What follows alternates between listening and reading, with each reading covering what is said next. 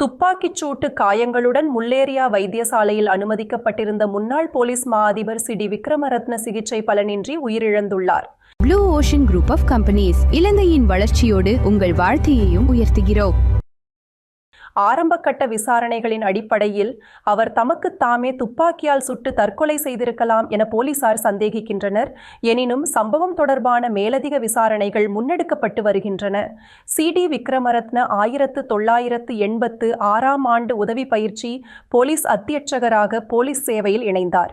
34 ஆண்டுகளுக்கும் மேலாக போலீஸ் துறையில் பணியாற்றிய அவர் உயிர்த்த ஞாயிறு தாக்குதலுக்கு பின்னர் அன்றைய போலீஸ் மா அதிபர் பூஜித் ஜெயசுந்தர கட்டாய விடுப்பில் அனுப்பப்பட்டதை தொடர்ந்து பதில் போலீஸ் மா அதிபராக நியமிக்கப்பட்டார்.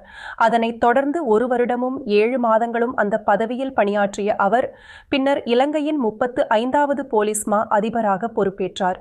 2023 ஆண்டு நவம்பர் 25 அவர் உத்தியோகபூர்வமாக ஓய்வு பெற்றிருந்தார்.